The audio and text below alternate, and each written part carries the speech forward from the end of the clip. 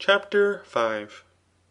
Let us again, however, enumerate the particulars from which it is requisite to exhort or dissuade, both respecting these things and other things, but nearly both privately to each individual, and in common to all men, there is a certain scope to which choice and diversions are directed, and this is in short felicity, and the parts of it. Hence, for the sake of an example, we shall assume what felicity is, and from what the parts of it consist.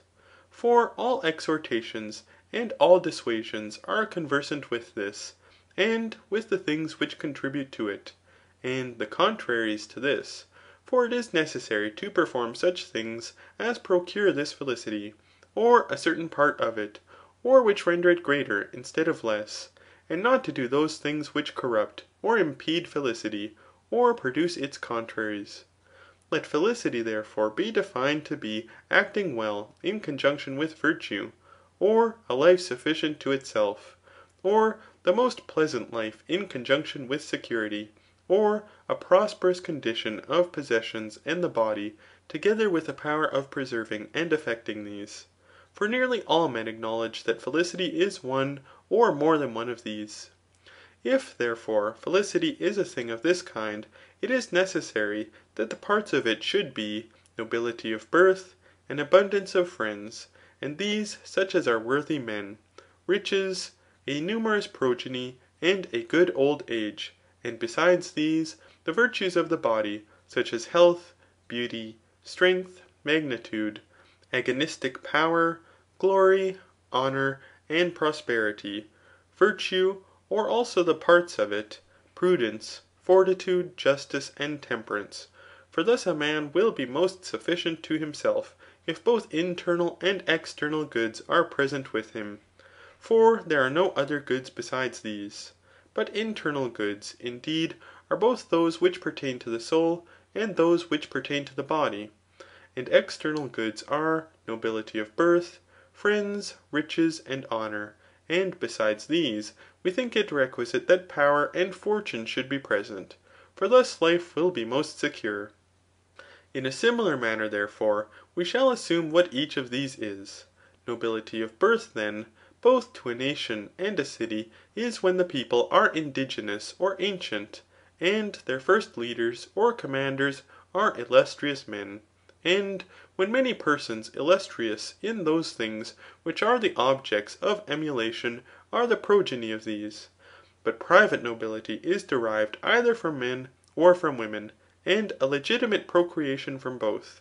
And in this nobility, as well as in that of a city, it is requisite that the first authors of the race should be illustrious either in virtue or in riches, or in something else which is honourable, and likewise that many illustrious men and women, young and old, should be the progeny of this genus.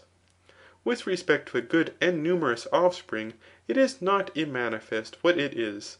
But in a community, a good offspring is a multitude of young and worthy children, who are worthy indeed according to the virtue of the body, as for instance in magnitude, beauty, strength, and agonistic power, and according to the virtue of the soul, in temperance and fortitude, which are the virtues of youth. Privately, however, the offspring is good and numerous, if the proper children, both male and female, are many and worthy. But the corporeal virtue of females is beauty and magnitude, and the virtues of their soul are temperance and sedulity without illiberality. It is requisite, therefore, to investigate both privately and publicly the existence of each of these virtues, in men and in women. For where these virtues are wanting in the women, as is the case with the Lacedaemonians, such women are scarcely half happy. The parts of wealth, however, are money, a great quantity of land, and the possession of farms ; and besides these, furniture, cattle, and slaves, which are remarkable for their multitude, magnitude, and beauty. All these possessions likewise ought to be secure, free, and useful. But those are more useful which are profitable. Those are free which are subservient to enjoyment. I call those profitable which yield a revenue, and those consist in enjoyment, in which nothing is esteemable besides the use. But the definition of security, indeed, is for a man to possess what he has in such a place and in such a manner that the use of it may be in his power, and so that it may be his own property or not, when it is in his power to alienate it. But I call alienation giving and selling. In short, riches consist more in the use than in possession, for the energy and the use of things of this kind are riches. Renown is to be esteemed by all worthy persons, or it is the possession of a thing of such a kind as is desired by all men, or which many, or good, or wise men desire. But honour is an indication of beneficent renown. And those indeed who have benefited others are justly and especially honoured, though he likewise is honoured who is able to benefit. But beneficence is that which either pertains to safety, and such things as are the causes of existence, or to wealth, or to some other of those goods, the possession of which is not easy, and this either entirely, or in this place, or at a certain time. For many persons obtain honour from things which appear to be small, but the modes and the occasions are the causes of it. The parts of honour, however, are sacrifices, eulogies in prose and verse, rewards, sacred groves, precedency in sitting, sepulchres, statues, and public salaries. Barbaric honours, such as adoration by inclining the body, giving place, and gifts which are universally valued. For a gift is the donation of possession and an indication of honour. Hence the ambitious and the avaricious are desirous of gifts, since gifts contain in themselves what each of these require. For possession is that which the avaricious desires, and is also attended with honour, after which the ambitious aspire. But the virtue of the body is health, and this in such a way as to render those who use the body free from disease. For many persons are healthy, as Herodicus is said to be, and yet no one will proclaim them to be happy on account of health, because, like Herodicus, they abstain from all, or the greater part of human concerns. With respect to beauty, it is different in every age. The beauty therefore of a young man is to have a body useful for the endurance of labour, viz. For the course and for violent action, and which is also pleasing to the view. Hence, those that contend in the 5 games are most beautiful, because they are naturally adapted both to violent action and celerity. But the beauty of him who is in the acme of life, is to be capable of warlike labours, and to be terribly pleasing to the view. And the beauty of an old man is to have a body sufficiently adapted to necessary labours, but without pain, because he has none of those diseases with which old age is defiled. Strength also is the power by which a man moves another thing as he pleases, and it is necessary to move another thing, either by drawing, or impelling, or lifting, or compressing, or crushing, so that he who is strong in all, or in some of these. But the virtue of magnitude is to excel the multitude in length, depth, and breadth, so that the motions of the body may not be rendered slow by this excess of magnitude. And the agonistic virtue of the body is composed from magnitude, strength, and celerity. For he who is swift is strong, since he who is able to hurl forth his legs in a certain respect, and to move them with celerity, and to a great distance, is a racer. But he who can grapple and hold fast is a wrestler. He who can drive another person away by a blow is a pugilist. And he who can do both these is a pancratiast.